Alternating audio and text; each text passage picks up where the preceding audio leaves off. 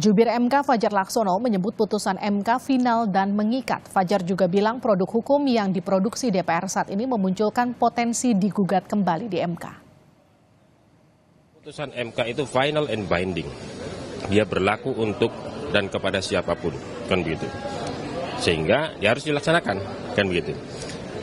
Soal, saya tidak tahu, saya belum tahu update bagaimana perkembangan politik hari ini, tapi saya tidak mau masuk ke sana. Yang pasti, Mahkamah Konstitusi sudah menyelesaikan tugasnya, wewenangnya untuk memutus sengketa soal norma undang-undang dengan dasar pengujian undang-undang dasar, kan begitu.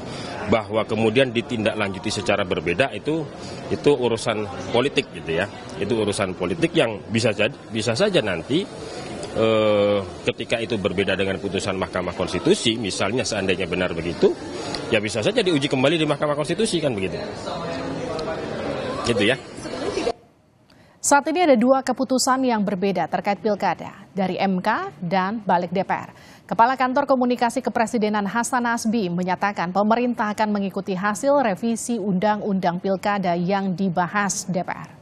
Hasan Nasbi menyatakan pemerintah menghormati semua putusan yang dihasilkan lembaga negara. Terkait pilkada, pemerintah akan mengikuti hasil revisi Undang-Undang Pilkada di Balik DPR.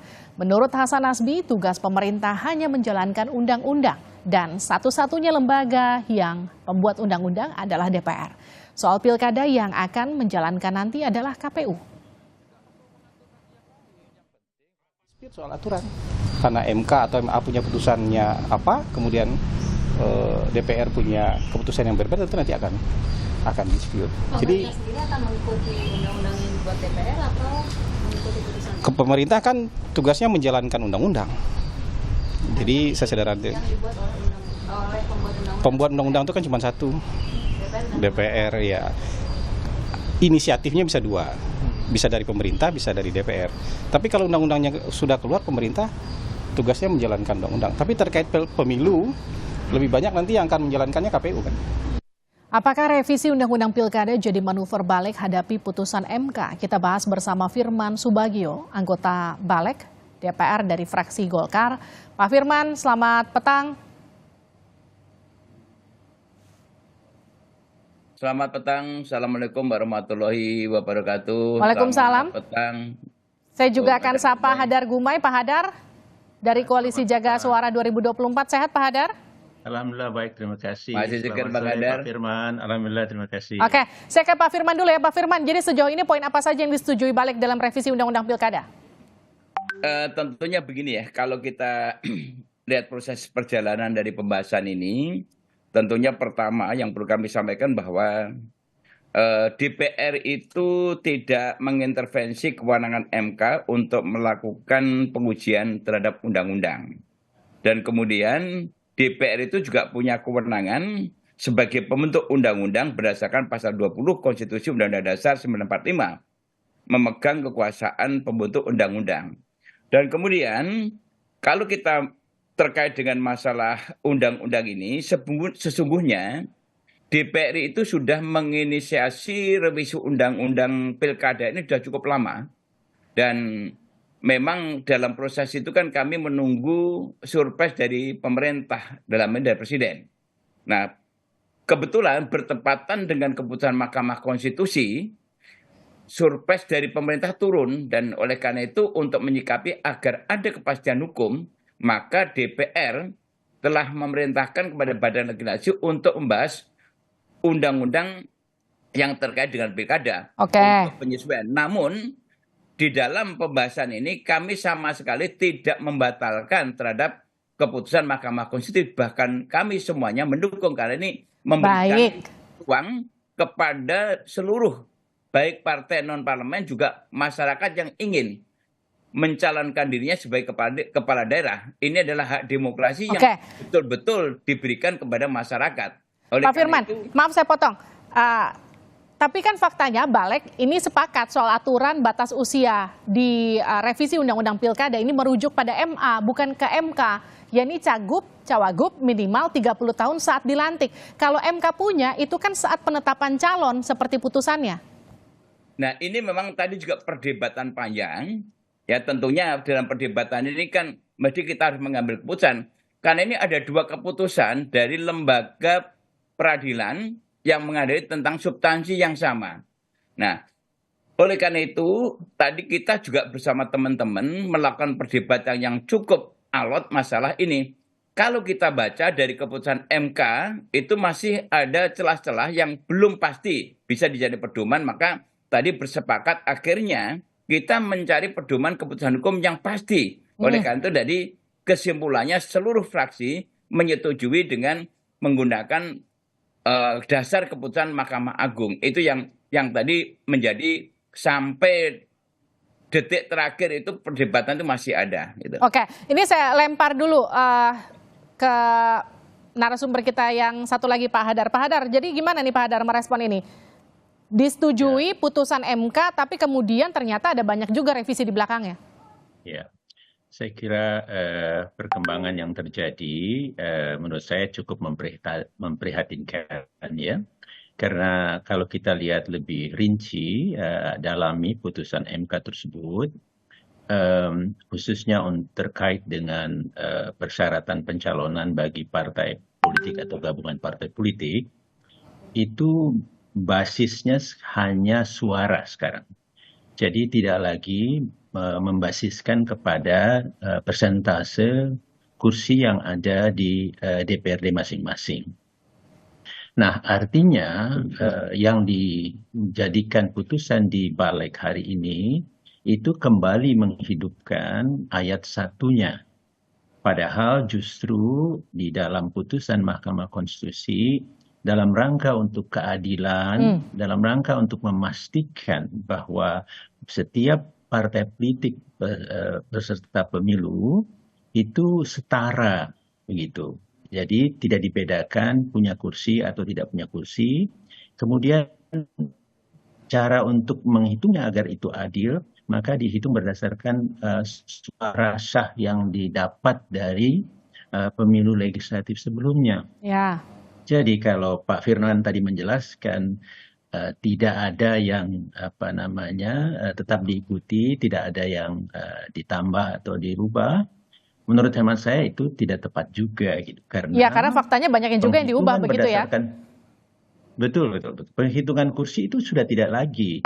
Nah, disitulah sebetulnya kalau dimasukkan kembali itu ya menurut MK yang kita sudah sambut bersama ini begitu, itu adalah menjadi tidak adil antar para peserta pemilunya. Nah, jadi harusnya ke depan, harusnya kalau mau dimasukkan di dalam perubahan undang-undang pilkada ini, hanya menghitung berdasarkan perolehan suara sah, yang kemudian diukur berapa besar persentasenya itu, tergantung berapa banyak pemilih terdaftar di daerah masing-masing. Oke, itu yang kemudian saya lempar lagi ke Pak Firman. Itu yang kemudian kemarin di MK diputuskan karena asas pertimbangan keadilan. Jadi kemudian diterapkan berdasarkan jumlah populasi, kemudian dengan presentasinya begitu, DPT yang ditentukan di MK. Dan juga jadi pertanyaan saya gini, tadi jawabannya MK kemudian mengambil putusan dari MA. Bukankah MK itu putusannya final and binding, Pak Firman? Tapi kenapa kemudian justru putusan MA yang diambil oleh Balik, bukannya putusan MK yang diikuti? Enggak begini, karena memang ini kan ada dua proses hukum yang dilakukan oleh masyarakat yang terkait masalah usia. Ini masalah usia ya, bukan masalah persentase, masalah usia. Nah, oleh karena itu juga menjadi bagian yang sebetulnya dari DPR RI juga sudah kita bahas pada waktu penyusunan awal. Nah, kemudian karena dalam perjalanan waktu pemerintah belum mengeluarkan surprise dan kemudian kemarin MK mengeluarkan keputusan terhadap masalah undang pilkada yang juga dilakukan judicial review, maka itu yang termasuk tadi kita bahas. Oleh karena itu saya sampaikan sekali lagi bahwa dalam pembahasan itu memang paling alot tadi mengenai masalah faktor usia yang terkait dengan pencalonan atau usia pencalonan gubernur dan juga wakil gubernur. Itu yang menjadi alot. Nah, namun akhirnya kita semua bersepakat agar ada satu kepastian hukum, karena ada dua keputusan hukum yang berbeda dari lembaga peradilan hukum yang sama, maka kita bersepakat untuk memutuskan secara aklamasi menggunakan keputusan MK. Itu yang MA itu yang yang kami bahas tadi. Nah, gini Pak Firman, ketika kemarin MK memutuskan untuk menghilangkan ambang batas parlemen, begitu kemudian MK juga memutuskan untuk menetapkan 30 tahun di masa penetapan pemenang nanti di Februari, begitu. Ini kan kemudian ada semangat dari lapisan masyarakat yang kemudian menyatakan bahwa ini adalah katakanlah ada kehidupan kembali di suasana demokrasi kita. Kemudian ini diredupkan lagi oleh Balik hari ini. Gimana respon Balik? Ya, sebetulnya kami tidak merubah sedikit pun dari keputusan MK itu. Kita ikuti karena keputusan MK itu kan sifatnya final and binding. Namun tentunya kita juga melihat bahwa proses-proses politik yang dilakukan partai politik saat ini itu juga tadi kita perdebatkan agar tidak menimbulkan kerancuan daripada partai politik yang sedang berproses. Ini juga kita akomodir di situ. Jadi sama sekali kita tidak merubah atau mengurangi daripada keputusan MK. Keputusan MK kita ikutin semua. Jadi nggak ada yang kita rubah gitu. Loh, tapi itu soal penetapan batas usia diubah, soal kemudian ambang batas parlemen juga berubah. Begini, yang kita bahas undang-undang ini tidak semata-mata karena konsekuensi MK kemarin. Undang-undang pilkada ini sudah menjadi inisiatif DPR kira-kira udah hampir setengah tahun yang lalu. Oke. Itu udah hampir setengah tahun yang lalu kita bahas. Namun waktu itu kita menunggu surprise yang nyaris belum keluar. Dan kemarin setelah ada keputusan MK itu, surprise itu turun dan kemudian ditugaskan Balik untuk membahas. Makanya supaya ada kepastian hukum karena sudah berproses, di lapangan koalisi sudah mulai juga melakukan deklarasi-deklarasi supaya tidak mengganggu proses dari pilkada ini. Tentunya semuanya kita akomodir, tapi yang keputusan MK yang terkait masalah pilkada ini sama sekali tidak ada yang kita anulir, bahkan kita perkuat, termasuk partai non parlemen itu kita juga semua sepakat untuk itu karena ini memberikan jaminan hak demokrasi masyarakat sebagai warga negara Indonesia untuk bisa dicalonkan dan mencalonkan untuk bisa memilih dan dipilih itu.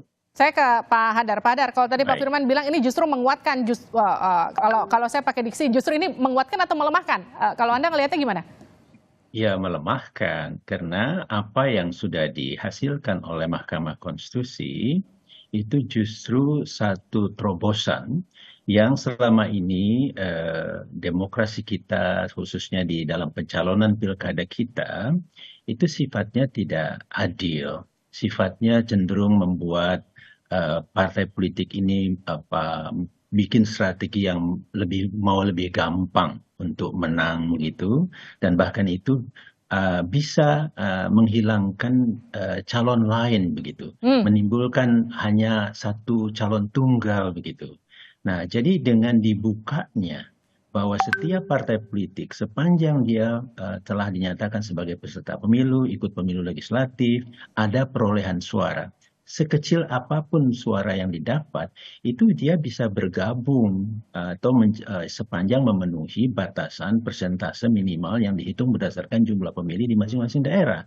Nah, jadi ini satu kemajuan sehingga kekhawatiran masyarakat punya pilihan yang sedikit di dalam pemilu, ya namanya kontestasi, pilihannya harus lebih dari 1, 2, atau 3, beberapa lah. Dan ini juga sebetulnya buat partai politik bagus loh.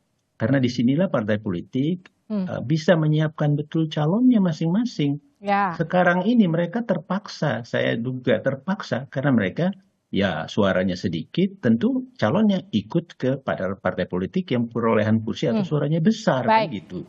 Nah, jadi akhirnya bahkan itu ada konsekuensi yang agak negatif. Karena di dalam mereka bergabung, saya duga itu ada persoalan dagang sapi, kartel politik dan seterusnya gitu. Nah, jadi Anda merasa ada politik dagang sapi di balik keputusan Balik ini?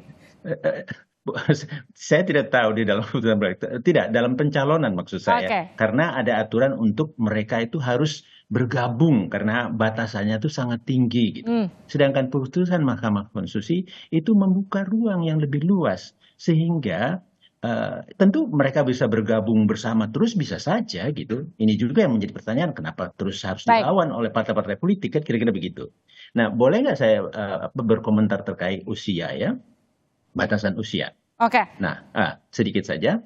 Jadi sebetulnya peran dari putusan baik. Mahkamah Agung maupun Mahkamah Konstitusi itu berbeda. Yang satu mengukurnya Oke. pada undang-undang, yang satu mengukurnya pada konstitusi. Baik, kita masih bersama dengan Pak Firman Subagio, anggota Balik DPR dari fraksi Golkar. Ada juga Pak Hadar Gumai, Koalisi Jaga Suara 2024. Pak Hadar, tadi gimana pernyataan Anda? Jadi soal ambang batas usia, tadi kan beda tafsir antara MK dan MA ya Pak?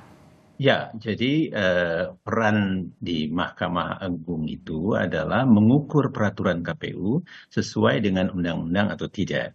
Sedangkan kalau di Mahkamah Konstitusi menguji atau mengukur undang-undang, batasan di undang-undang itu sesuai dengan konstitusi atau tidak. Jadi ini levelnya berbeda dan jelas kalau mengikuti tingkatan peraturan perundang-undangan terkait konstitusi itu lebih tinggi begitu ya. Nah, kemudian yang kedua, di dalam pemilihan itu seharusnya lagi-lagi harus demokratis, harus adil. Itu di antara peserta-pesertanya. Sekarang menjadi persoalan kalau di antara peserta itu di dalam proses yang sudah berjalan statusnya itu beda gitu. Aturan mengatakan usia paling sedikit harus 30 tahun misalnya untuk gubernur atau 25 tahun untuk pemilihan bupati atau wali kota. Tetapi ada peserta yang belum mencapai gitu.